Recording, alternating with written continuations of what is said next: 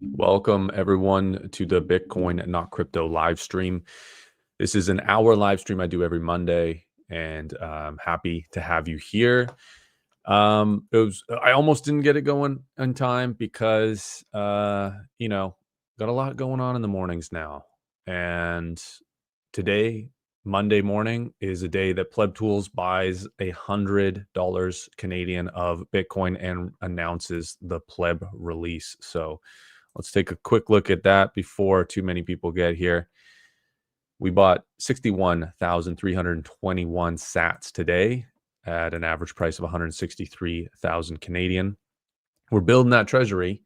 My goal here was to build it to 1 million sats and then have that as the runway to actually build out Pleb tools. Like, it's a completely open source project, which means the costs are limited. Like, there's not a, full-time dev working on this.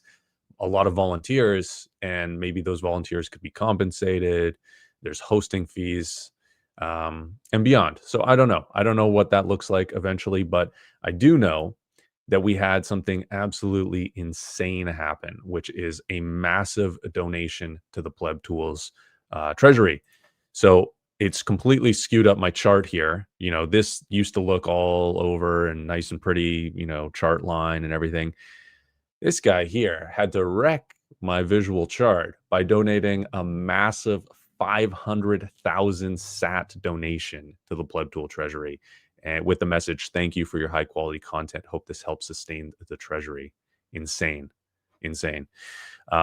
Amazing. I literally logged into the wallet and saw the balance, and I guess I hadn't been on there for a few days or didn't update or something, and I was just like, what's going on? Like, there's a clerical error with this wallet address.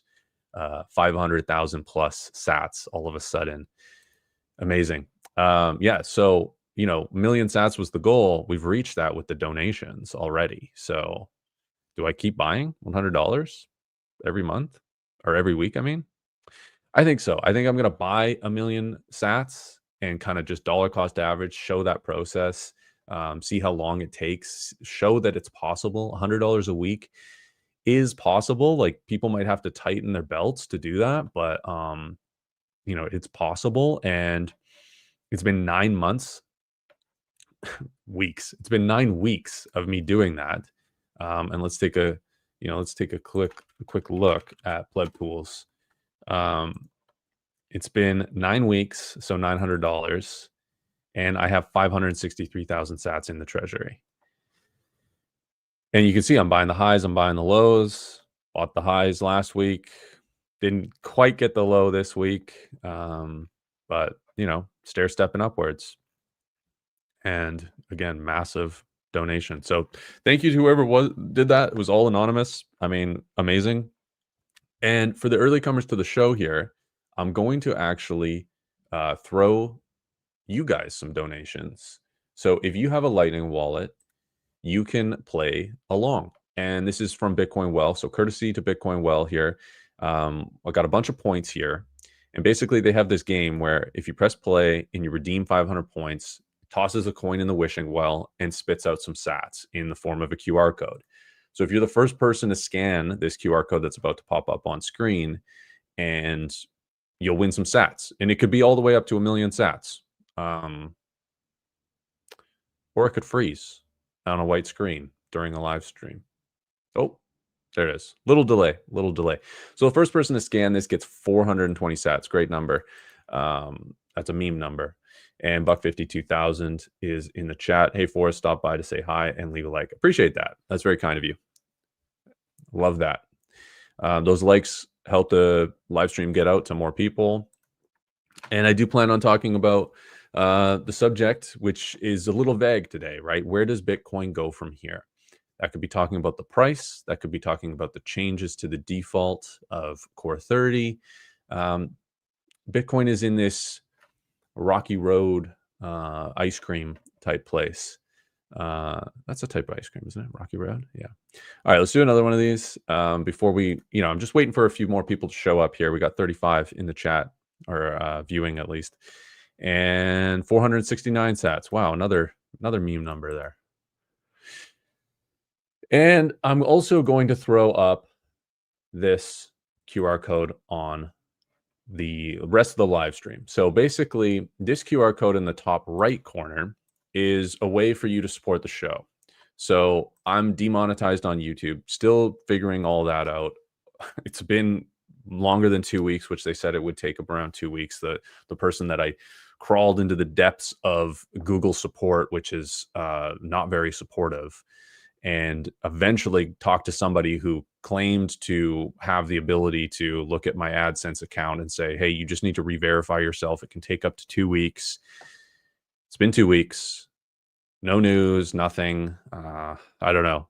It's really annoying. I mean, it's basically like a big portion of my livelihood is on the line there with that AdSense being off. So if you do want to support the show, you can send some Lightning over that, and I receive that, and you can attach a note to it. So it's the only way to sort of do like what would be considered a super chat at this point, but it's lightning enabled. So if you do want to support the show, you can do that that way. If not, you can always just comment in the regular chat here. Let's see, comments. And we got 65 Sats saying good afternoon, hello. And yeah, let's get started with the show. So basically, where does Bitcoin go from here? We saw that with one tweet can cause the largest liquidation in dollar terms for the greater crypto market. We can see blue chip cryptos go down by 80%. We can see the next Bitcoin, the Bitcoin killers out there, basically dissolving in a single day. And these people that have zero understanding of what makes markets begin to understand, whether they know the term or not, they begin to understand the idea of an illiquid market. The liquidity of a market is incredibly important. Are there buyers? Are there sellers? And at what price points? At what percentages from the current price? And at what size? If people want to come into the market on the other side of the book in size, right? If all of a sudden, if there's buyers, but there's buyers for 500 Bitcoin, and then all of a sudden there's sellers for 1,000 Bitcoin. The buyers buy up to 500, there's 500 left, and they need to find new buyers. So that draws the price down until there's limit orders or there's market participants that come in to facilitate buying the rest of that $500. So that's what sell pressure does, right? Sell pressure brings out buyers at lower prices. If the current price does not meet the demand, does not satisfy the selling requirement. And that's what can happen in a seriously illiquid market, right? Is that there's no buyers.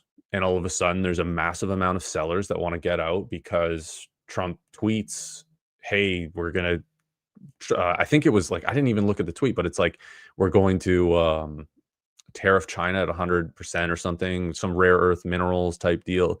There's all these negotiations going on. And you'll see the reason, like, you know, it's laughable that America did this on the surface, that they invested in the peso, right? They're backing the Argentinian peso, basically.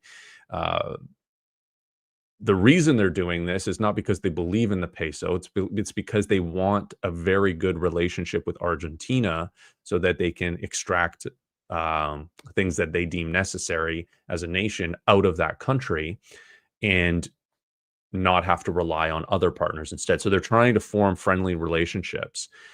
And so basically that is causing Trump to be back and forth on his relationship with China, right? Because China is a very important trade partner, the most important trade partner, arguably, which means that there's going to be the most turmoil with anything that happens within that trade partner agreement, which makes sense. However, the market's reaction to this ultimately did not make sense because within 2 days, he's back, baby. Ooh, baby. The President Xi is a good guy. We don't want to cause a depression in China, all this. So the flip flop is real, and Bitcoin dropped like I mean, it had like a 20,000 day candle, but that's a giant wick within there, which is monumental, right? Like a big milestone, actually. I remember it wasn't that long ago that we had our first $10,000 day candle. Now we're at 20,000. So that's showing, like, again, back to the liquidity of the market. Bitcoin is really the only instrument within the crypto economy that can handle that kind of liquidity, right? It can handle people wanting to exit a position without it absolutely tanking, right? What did it go down? Like, it ended up, 24 hours after, like, basically 10% down, something like that, right? And again, I haven't even looked at the numbers because it just doesn't even matter to me. And it's funny, like, my wife saw some post by Moist Critical, a video about Coffeezilla also reported on this as well, where there were these people like shorting Bitcoin up to the minute of the release of the tweets, and they ended up making $180 million, something like that, right? And my wife saw this and was like, she didn't even bring it up with me until yesterday, and she was like, I figured, like, if it was a big deal, you would let me know, or like, I think it's, she like kind of recognized and realized, like, these crypto coins are like going down 80%, but Bitcoin's probably fine. And this is the truth, right? That is the truth. Somebody who is very uh, on the sides, peripheral of this market, kind of looking in, not really paying attention, can understand that, like, Bitcoin is the only one here that can handle the volatility of the surrounding market, which is interesting, right? People talk about Bitcoin as being volatile, and that's been its narrative forever. And now it's almost coming around to the idea that it's not volatile enough. People are going into treasury companies because they need more volatility. People are going into altcoins again because they need more volatility. And that goes to show the type of market participants that are going out on the risk curve. They're thinking, I need a gamble. I need 100x. I need a 10x. I need a 20x. I need it fast. I need a parlay on this hockey game, whatever it is. The gambling mentality is real. And people used to be able to do that with Bitcoin. And now they're doing it with altcoins like NACA, that's down 95% and still has another 95 to go. They're doing it with altcoins like Zcash, even though they're just exit liquidity for VCs. And I kind of wanted to make another video about this, but Naval, who has made some absolutely killer content in the past and has built up a real reputation of being sort of an inspirational thought leader. And it's kind of a cringy term, but it's kind of well suited for people in the VC realm, as like the, probably self-proclaimed to some degree as well. And he's got that great video that's all cut up of different podcasts of him, which is like how to become rich, something like that. And it's really, really good. It's really good. And he's built up quite a reputation. And there's this term, I can't remember who said it. Maybe I'll look it up before I do make the video about it. But, it takes years to build a reputation. It takes hours to destroy it. And this is the idea of basically what Naval did here, which is tweet out some BS about Zcash, right? And the thing is about these kind of coins like this is there's a huge bag holders that have not seen the pump that they need to be able to exit their position. Early investors, VCs, hoping that this would be the next Bitcoin. Oh, this is Bitcoin, but with privacy. This is Bitcoin, but blah, blah, blah, blah, blah, blah, blah, right? There is no such thing as the next Bitcoin, but even VCs will fall for this bullshit, right? Enough smooth talking nerds who can claim whatever. And honestly, without the track record that we have now, it makes sense that people fall for this in the past, because all of it was hypothetical. All of it was possible. And now we can see, oh, well, protocols go to one, Bitcoin goes, or money goes to one, and Bitcoin has the liquidity, the recognition, and every other aspect that we need for sound money, whereas the other ones do not, right? They lack on so many aspects. So within minutes, not even hours, Naval has completely ruined his reputation. I'm sure some people will forgive him. Some people will not even notice. The people within crypto, the people within Bitcoin, they can see that happen. All of a sudden, this is the second comment I've gotten on our last live stream on Maple Bitcoin. We didn't address it, but there was people shilling Zcash in there as well. These people are maybe bots, and if they're not bots, they're bag holders, and they are hoping that the hype from people like Naval can bring up their bags so that they can dump them and realize and recognize that what they own is worthless, and they hope to squeeze out some relative value out of it before it is recognized that it is worthless. And it's unfortunate. So that's what happens, right? And like that's I've seen that happen a lot in this space. People build up years of podcasting, videos, books, and then all of a sudden they see a paycheck that just can't be beat, right? They see a paycheck that, hey, this is the number I can be bought at. Okay, I'm going to start shilling XYZ. I'm going to start shilling something that destroys my reputation, but makes me a bunch of money to do so. And that's a fiat maximalist type mentality. Like even that right there, it's I mean, maybe they're rotating that into Bitcoin, right? But it's like money, right? They're getting paid in US dollars, they're getting paid in USDT, something like that. And maybe they'll rotate it if they're smart into Bitcoin, but for them, it's just about money at that point. And everybody has their price, but the high integrity people, that price should be out of the range of even the deep pockets of the crypto industry out there, which they have seriously deep pockets.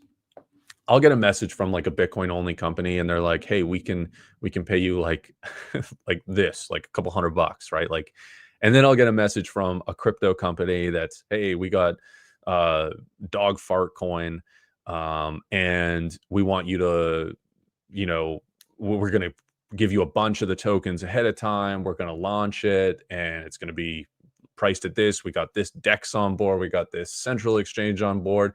We're going to pay you thousands of dollars and give you a ton of the pre-release tokens." And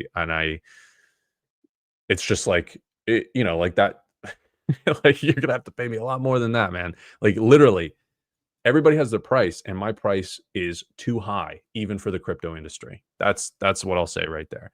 It just doesn't matter to me. Like if Bitcoin does what we all think it's going to do, we'll all be fine. We'll all be fine, right? So yeah. Anyway, I got a let's see here. Received 1,650 sats from 65 sats. Happy Thanksgiving. Happy Thanksgiving to you as well. That's Canadian Thanksgiving right now. Appreciate that. Just did a Thanksgiving dinner yesterday. It's like Thanksgiving and birthday is always the thing for me. My birthday was yesterday as well, so we always combine the two, which is fine for me. I love turkey, I love pie, although pumpkin pie is not my favorite. Pumpkin pie is not my favorite. And then maybe dip into America for November. Who knows? For another Thanksgiving. What's up? WorkSafe Bitcoin. Oh wow. Okay, you rebranded back to your other channel, or maybe you did make two channels. I don't know. We'll have to check it out. Naughty Vlogs, what's up? Good to see you. Unfortunately, I can't listen today. I left my AirPods, so don't have them. All good. Thanks for the comment. Thanks for tuning in. And Otto says hello, and 65 sats. Happy birthday. Thank you. Appreciate that.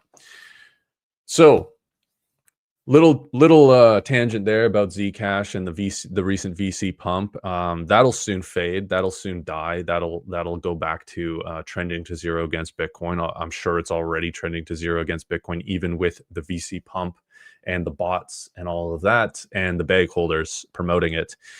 Let's go back to, where does Bitcoin go from here? Well, it's been said to death, but Bitcoin doesn't have tariffs. The idea of tariffs, of 100% tariffs on Bitcoin, on China, these are a type of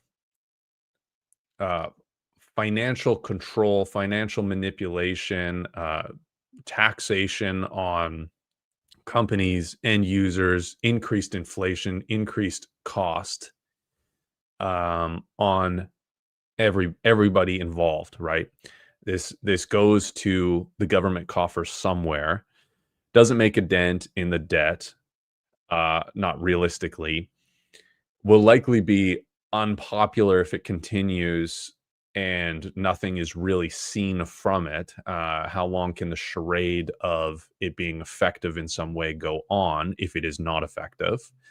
If it is effective, then it's a negotiating tool for basically increased favorable conditions for trade and manufacturing for the US. What does this have to do with Bitcoin? Right? That's kind of the idea there. Well, an increased tax, an increased, even if it doesn't end up on the end consumer, right? Which people can argue. Even if it ends up just squeezing the profits out of or the margins out of companies, manufacturers, and trade partners, all this, that shows up on balance sheets. That shows up on private companies, public companies, and everybody involved. And that makes the idea of those companies less attractive, right, into the future. Okay, well, if these tariffs are sustained, that means that we can see less profits into the future, which means our valuation will go down. What does this do? This makes money rotate out of those positions, right? There's increased risk. And the risk is not in Bitcoin, right? The risk is in companies. The risk is in economies. Bitcoin is the only connection Bitcoin has to anything fiat related is exchange pairing, is the on-ramps.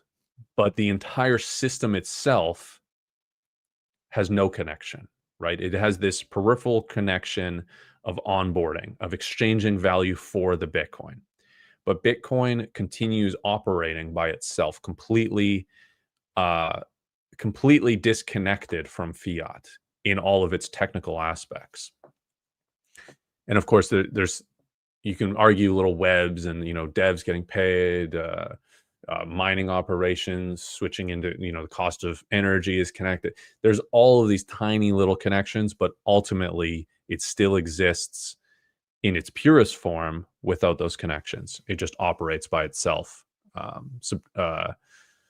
regardless of those things. So again, where does tariffs affect Bitcoin? So at the news of tariffs, people can say, okay, well, this is like a liquidity sponge. This could cause decrease of profits, decrease of people's ability to have excess cash, a tightening cycle.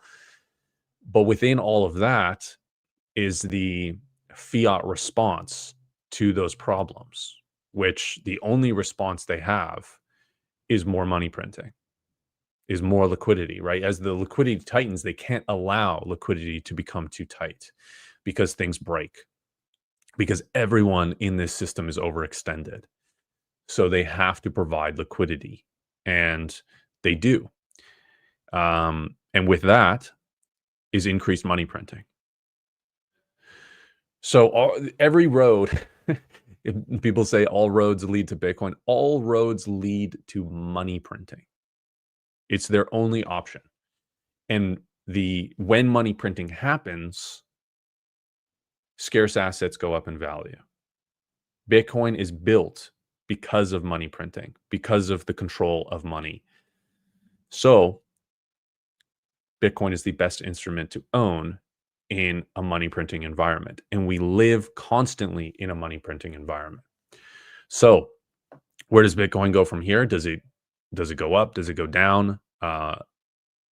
You're thinking about it in a fiat price. You're thinking of it in a fiat mindset, right? You're thinking of it in the exchange value of US dollars, Canadian dollars, what have you, which is fair if you have those because you need to acquire Bitcoin with those. Like that exchange rate makes sense to pay attention to if you're not fully allocated or if you need to buy something, right? Because those things are related to each other.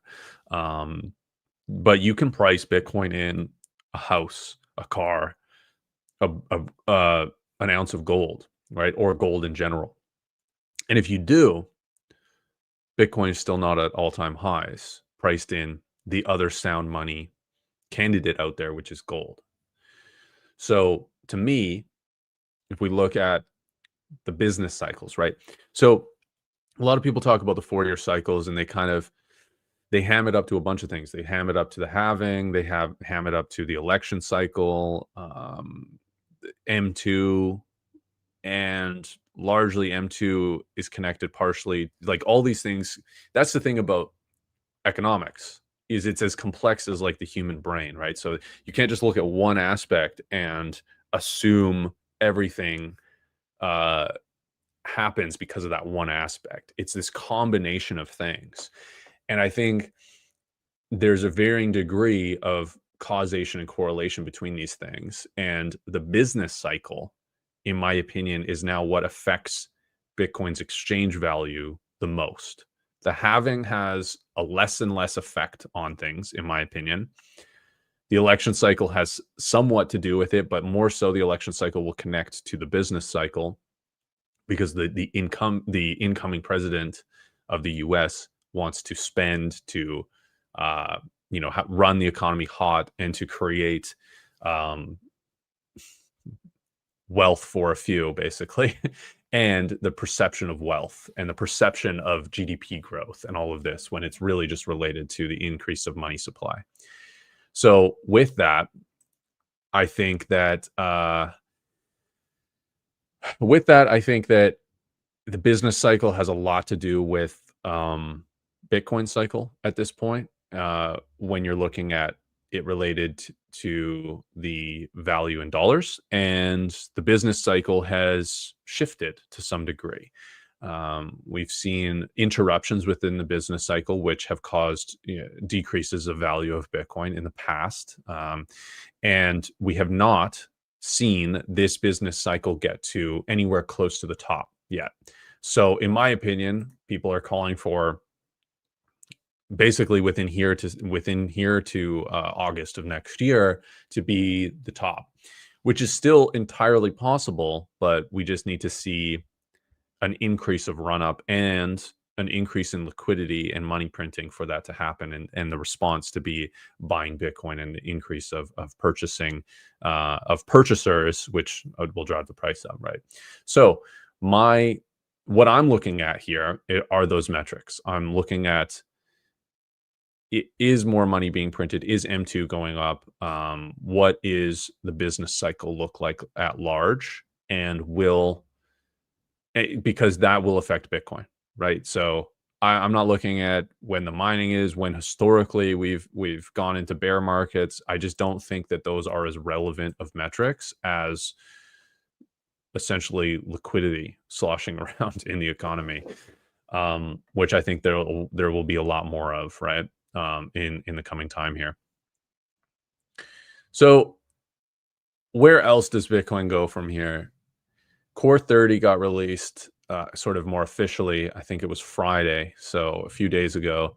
I've been monitoring every once in a while, checking out the mempool, seeing if there's large op returns. I'm not seeing large op returns yet in the mempool.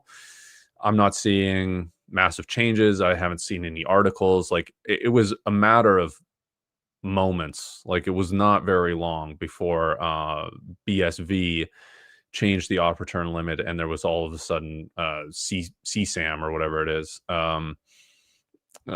introduced through an op return. That hasn't happened as far as I understand. I haven't seen reports on it. I haven't seen it in the mempool. I haven't seen large op returns.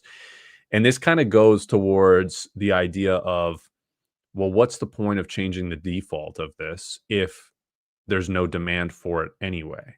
This was like the whole confusing contention in my eyes, is this filter is unnecessary, so let's get rid of it. And nobody's going to do op returns anyway because it's cheaper to do other things. But because op returns are contiguous, or basically, I think that's the word, basically like serialized, like they have an order to them, and it could be one thing. You could embed something in there without having to hack it in through sort of inscriptions. So my understanding of what's going on here is that like nothing has really happened. Again, I would love to have more information on that. I've just been like manually checking with the on mempool, looking for large op returns. I haven't seen them yet. Maybe they'll come. I'm surprised they haven't, or I'm surprised I haven't been able to see them, because my thought would be, because of how contentious this was, that the spammers out there would find it profitable to create large op returns for the specific reason of sort of selling them into the controversy of large op returns. It's sort of like the more attention there is on that, the more potential there is for people to make money off of that garbage. So I'm surprised that's not happening too much. I think, and I've kind of been saying this for a while, like it's that who knows really like how damaging this will end up being. It really only takes one thing to happen with this, if you guys understand what I'm saying here, for it to be, because of the immutability of the blockchain, for there to be a potential problem. We'll see how big of a problem that ends up being. There's concepts of soft forks being floated around now. Pierre Richard talked about just getting rid of the op return entirely. I don't know. It's soft forks are a little bit of a challenging environment. There has to be a lot of consensus. Very difficult to create consensus. Is this the fight to create a soft fork? What else could be introduced into a change with a soft fork? Is there going to be, will they fix the inscriptions hack? Will they change Taproot around? These are kind of things that I think are maybe more important, as important, maybe more important. It doesn't make sense to me that Core is fixated on changing the default of what is set on a Bitcoin Core node, right? Like it's adjustable. Their idea is to change the default on the op return. And yet we have a massive problem with people figuring out a workaround and hack with the inscriptions to be able to embed arbitrary data that is in some ways more harmful than it would be in an op return. So why is that not being addressed? Why is it important for them to change a default that seemingly nobody's even doing because it's more expensive to embed data into the op return? Why not fix an actual issue instead of just changing a default on something that hasn't had an effect and might not have an effect from changing that default? I don't know. It just seems like the developers are focusing on an issue that is contentious, potentially a problem, instead of actually fixing what is known to be a problem. Otto, what do you think possible? What do you thinking possible? 1 sats equals $1, and when will it be happening? I'm not sure. It could be a while. The dollar fiat system wants to hold on. I think it's inevitable. I think it's this combination of like inevitability and probably will take longer than some people will realize, because they want to kick the fiat can down the road. They want to continue creating debt. They want to keep their jobs, right? And there's a lot of people are dependent on the fiat debt system. So they will continue to try to make that happen, even though it shouldn't. And it's horrible for everybody involved, except for the people that can take advantage of it. It's horrible for the vast majority of people, I would say. Nabito, is this true that mega mining companies like Mara will benefit from network fees when mining is not profitable anymore, and that's why someone is trying to push that increased op return for higher fees? Will benefit from network fees when mining is not profitable anymore. Mining occasionally, like the mining network and market is very dynamic. So there's some mining that's profitable and some that's not. There's a difficulty adjustment happens. It goes up. It makes some people not profitable. It makes other people profitable. When it goes down, it's not really just as simple as when network fees mining isn't profitable. Like it's dependent on the inputs. It's dependent on the rest of the market. So right now we have a huge subsidy of 3.125 Bitcoin. So there's a huge amount of profit to acquire even the subsidy. I think, oh, okay, I cut out there for a sec. My internet's a little iffy right now. Let's see. What the heck? Oh, yeah. Sorry. So it's really just like, this hypothetical of when is mining not profitable? Well, it depends on the input costs, right? If everything is priced in fiat still and fiat goes down in value compared to Bitcoin, and that continues to be a trend, which it will be, then when is mining not profitable? It's always going to be profitable to some degree to acquire Bitcoin if Bitcoin continues to go up in value. And if you look at the times of the halvings, and this is the part of the argument for like the bull runs of Bitcoin and stuff, is that in fiat terms, you can look at basically a lot of time frames here, but even though you're getting half as much subsidy, the fiat value of that subsidy is higher than it was when it was twice as much at 6.25. So even though the halving happens, the dollar value of Bitcoin increases more so that the fees and that they not the fees, the subsidy that they get makes them even more profitable, which is why the hash rate continues going up. So there's going to be a lot of different things. I think the input costs are going to continue to go down. Computing is going to get better. There's going to be more competition there, which drives prices down for hashing rigs. There's going to be cheaper and cheaper electricity. There's going to be more electricity companies getting into mining, which makes a ton of sense. With the excess electricity that they generate, load balancing for grids, there's going to be governments that want to get involved in mining just so that they have the ability to have free transactions or non-censorable transactions inputted into the blocks that they mine.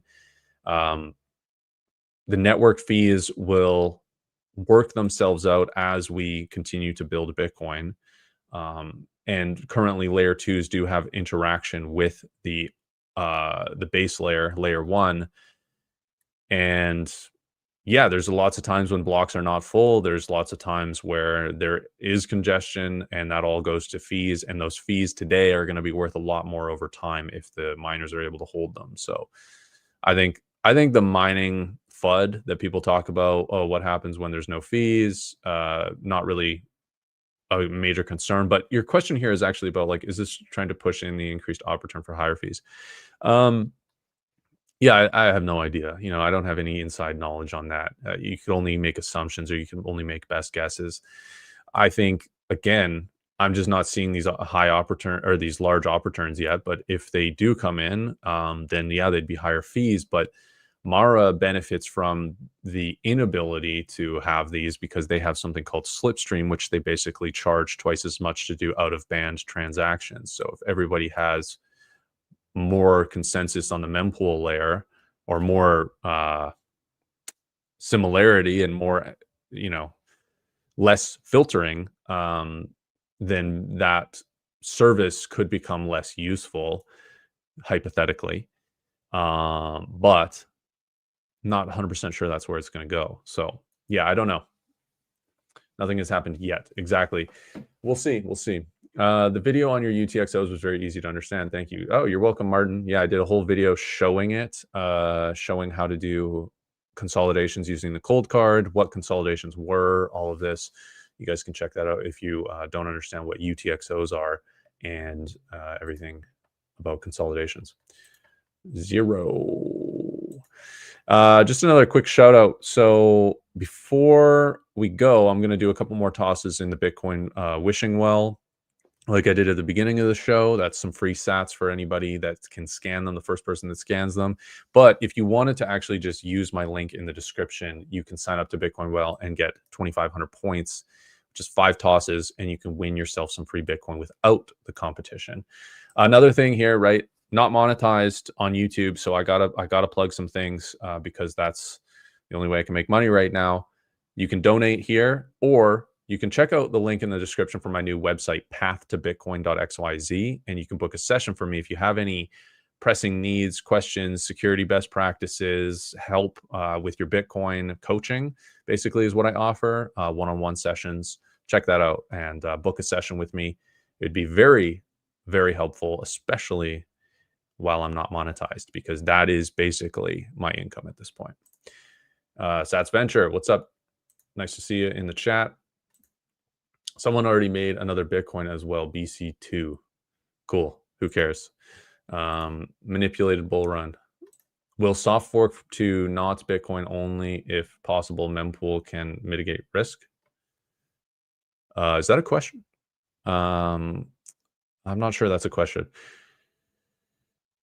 I think people need to learn. I think maybe it's a good idea. Like maybe I should make a video on like what a soft fork is and what a hard fork is, because I think some people might think like, oh, if a fork happens, then there's going to be 2 Bitcoins. There's going to be NOTs Bitcoin and core Bitcoin.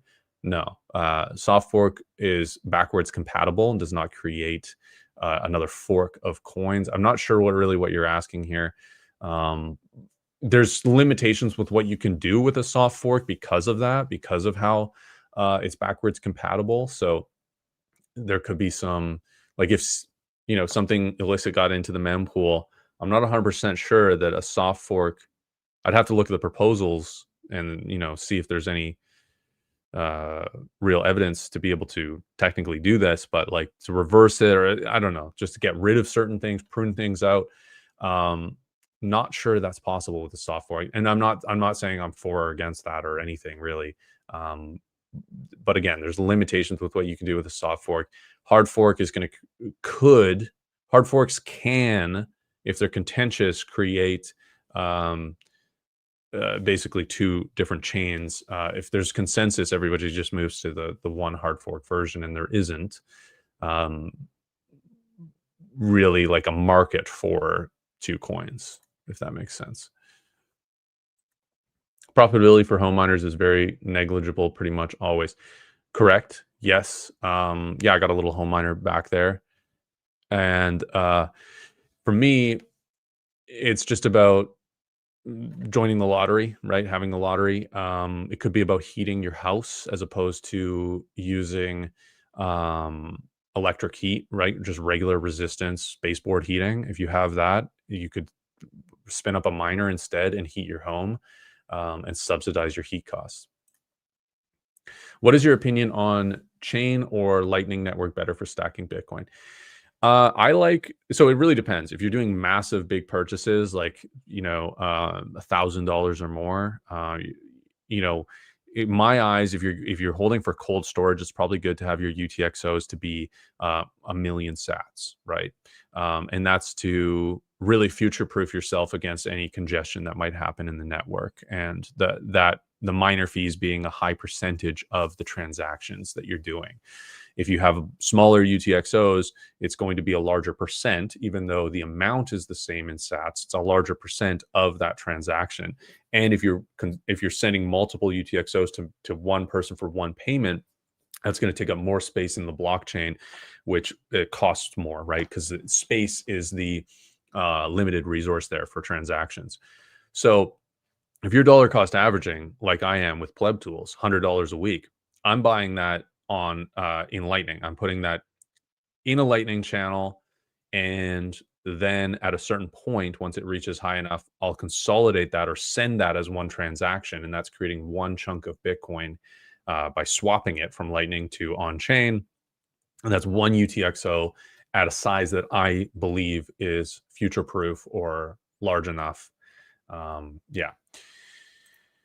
It can be a hard fork. I might got it wrong. Yeah, I mean, again, it really depends on that. And Joyce here on X says, please make a video on what a soft fork is. Yeah, I really should.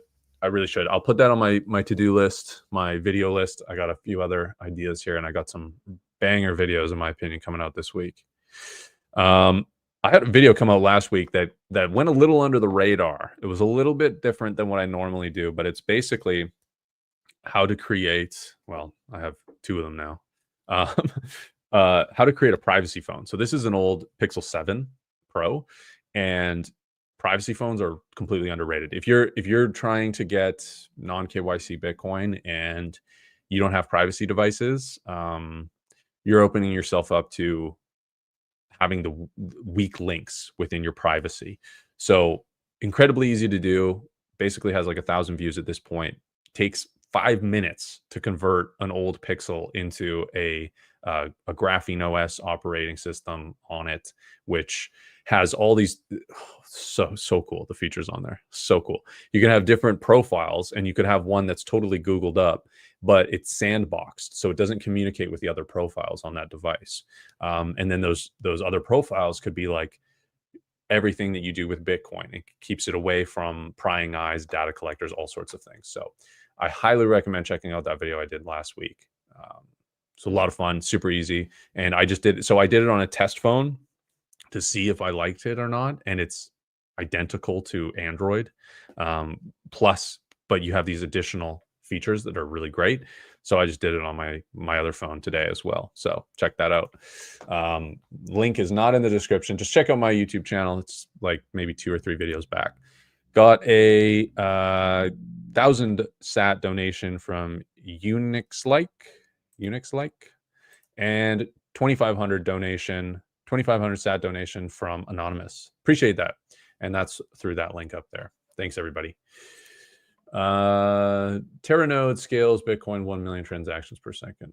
I don't know what that is. On-chain. Bitcoin doesn't fork, it scales. Terranode launched today, 1 million transactions per second. I don't know. Who knows? Probably some scam. Who knows? I don't know what that is. Sending you some sats for little bubs. Appreciate that, sats. Venture. That one of those would have been you. Maybe that 2,500.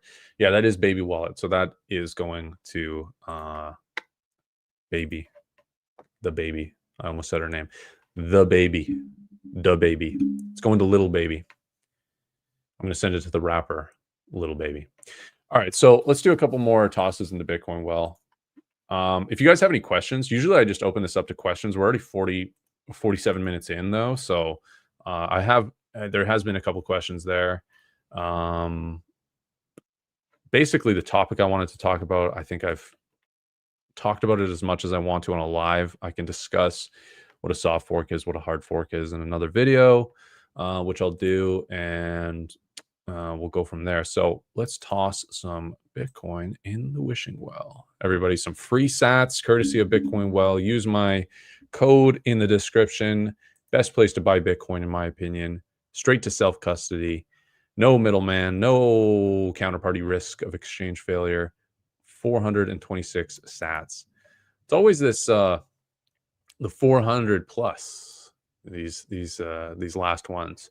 First person to scan that gets the 426 sats, and you can scan that with a Lightning wallet. Any Lightning wallet should be able to scan that.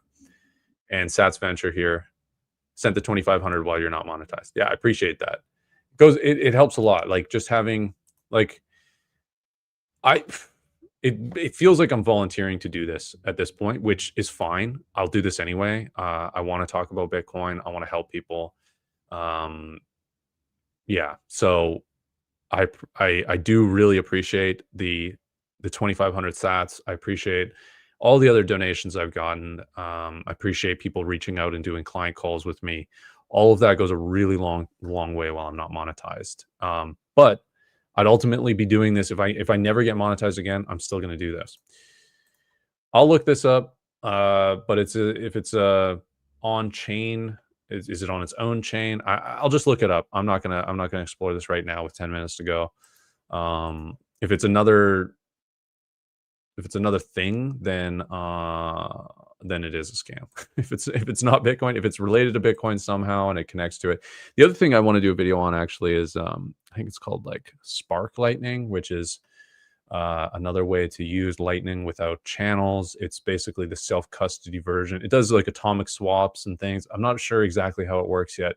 Did watch something, but it kind of like went over my head or didn't fully explain some of the technical aspects that I needed. But they integrated that into Wallet of Satoshi to have sort of an self-custody version of their custodial wallet with Wallet of Satoshi. But to me, it seems like there's still some issues potentially with it. Actually, let's do another toss here. We do have a question as well from Ottawa. We'll get to that, but we'll do one more toss here in the wishing well, and then last 10 minutes here, we'll just be answering everyone's questions. Ooh, we're in the 500s with this one. 521 sats. 521 sataroonies. So why is it your favorite exchange for Bitcoin? The reason is, there's a couple of reasons. The one reason is that it's Bitcoin only. So there are other Bitcoin only exchanges out there, but the reason I promote Bitcoin only exchanges is because if you're new to Bitcoin, you can get fooled by the other things. You can get fooled by the crypto casinos out there. You might think, well, this one's really cheap. I'll just take a bet on it, put $5 on it, $10 on it. That is $5 to $10 right there that you could have bought Bitcoin with. There's a serious opportunity cost. There's an actual financial cost to buying any other crypto than Bitcoin, right? You cannot, it's not like a technology where you can have a MySpace account and you can have a Facebook account. You can have both those things. If you buy XYZ coin instead of Bitcoin, that amount that you bought in that other coin is trapped in that value is trapped in there until you swap it. So there's a real cost. There's a switching cost in between those. Nice to see you, and see you later. Appreciate you hopping in and the 2,500. So Bitcoin only is a must. Bitcoin Well, the reason I like them is because they have they never hold your Bitcoin for you. So the other thing that beginners, so there's two things with beginners that I would say. I actually have this video coming out this week that's one of my best in my opinion, which is the top mistakes that early Bitcoiners make. And basically, one of those mistakes is never taking self-custody. I think there's a lot of people that sign up for Coinbase. They buy a bunch of BS. They buy some Bitcoin as well. And they think, hey, I own all this. They don't even understand or recognize. It kind of just goes over their head. The ability, like there's a receive, there's a send. There's not really the understanding there that this is something that they can own and that they don't own it if they just hold it on Coinbase. They think they own it, which you don't, right? So all the people that had Bitcoin on FTX, they didn't own that Bitcoin. They owned a claim to the Bitcoin, and it turns out that Bitcoin wasn't even there, right? So I want beginners to get away from that. The other reason is they have the lowest amount of fees for a non-custodial exchange. So another reason I promote it. And as far as I understand, there were other exchanges that had different ways to get non-KYC Bitcoin in Canada, but at this point, those ways have been squeezed out. So Bitcoin Well has ways of getting non-KYC Bitcoin, which is incredibly difficult and rare, and it's through their ATM network. So they have an ATM network across Canada. And it's basically with the spreads and fees, it ends up being about 7% for non-KYC Bitcoin through their voucher system, which I plan to do a video on very soon. You can't really just do it online and get non-KYC Bitcoin. And this is all, they're all having to comply with all the regulations, but they can do it through their network of ATMs. So other exchanges that I would recommend for the other aspects that I've already talked about are missing this component. So the fact that Bitcoin Well has gone out of their way to create a system for non-KYC Bitcoin, even if it's difficult, even if it's not accessible to everyone that signs up for it, makes me understand and recognize that this is a company that aligns with the true values of Bitcoin, which is that all Bitcoin should be fungible and it should be accessible non-KYC, that KYC is actually not a good thing, right? It's not good for the individual. It's a honeypot of data. It has people's addresses. And then, you know, if that got hacked, which no database is absolutely 100% secure, then people would have your address and the knowledge potentially of how much Bitcoin you bought, or just the knowledge that you are a Bitcoiner, and therefore you could become a target, right? So KYC is incredibly dangerous. Unfortunately, there's no escaping it unless you go full P2P exchange, full, you know, person-to-person, peer-to-peer, in person. There's open source software like, you know, HODL HODL and RoboSats and things like that that can work. That's the peer-to-peer exchanges, or the ATM route through something like Bitcoin Well. So very, very few ways of getting non-KYC Bitcoin. Bitcoin Well has kept it intact this specific way, and that's another reason that I recommend them. They also have no fees for swapping between Lightning and on-chain, which is insane. So if you use a service like Bolts, I think it's like 1% or maybe 0.5% at this point. They've kind of lowered it down, I believe, but zero charge to swap. So you can create a large amount of dollar cost average on a Lightning channel and then swap it into on-chain for free, which is a really good service just by itself as well. Matt says I'm giving too many sats out. We'll do one more. I'll give out a little bit more before we go. Matt asks, how do I use the code that scans when you do this coin toss? So if you have coinos.io, if you have Wallet of Satoshi, there should be a receive function and then a camera function. So you'll want to go some, it's really annoying. Some wallets, this is a problem. This is one of the problems with Lightning, is the incompatibility or the differences between wallets. The Lightning network is very stable now and works really well, but there's some differences between how it's implemented into different wallets. So you either have to go to send or receive, depending on the wallet you have, and open up the camera. So there should be a scanning icon. You open up the camera, and then you can scan the QR code. So let's do it again. So if you press this, Matt, if you have Wallet of Satoshi, actually, I don't have it on my new phone, my new graphene phone. I'm just still setting it up. You would basically have the camera app open on, or the camera open on your wallet app, and you would face it to this QR code. And if you're the first person to accept it, you'll win the 735 sats, biggest draw of today. And if you're not the first person, you'll just get an error message. So only one person actually gets this, the first person to scan it. So that's how you do it, Matt. And if you use my code to sign up, you'll get 5 free tosses, and you can mess around and practice with it. You can also just tap this as well, and it'll copy it, and then you can paste it into your wallet as well when you're doing it yourself. Obviously, I can't do that for you guys. The only way I can do it is through the QR code, so that other people have a chance to win the 735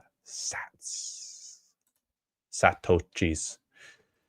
All right, everybody. So I appreciate you all for tuning in. I appreciate the donos. Appreciate the questions.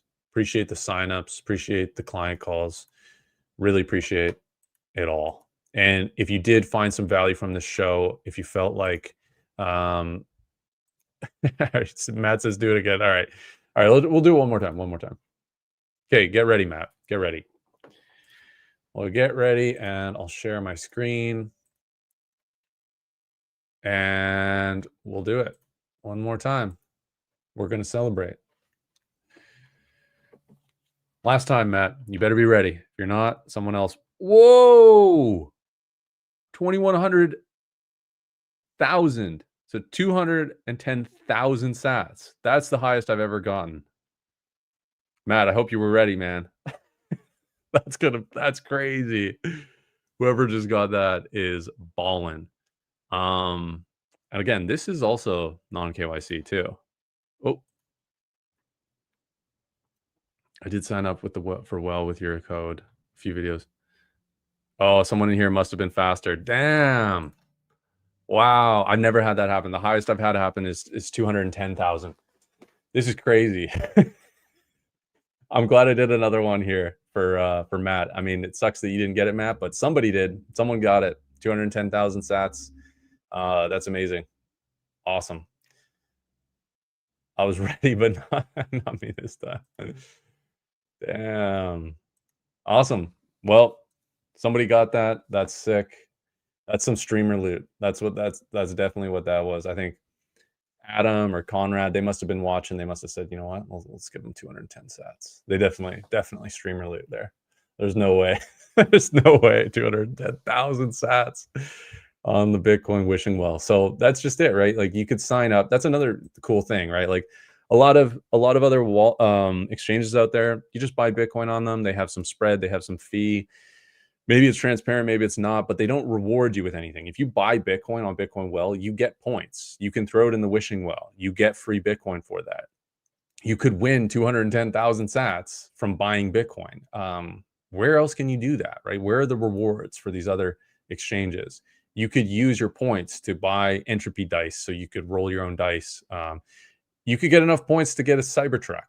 I mean, anything's possible. 210,000 sats was possible. Maybe you could get enough points.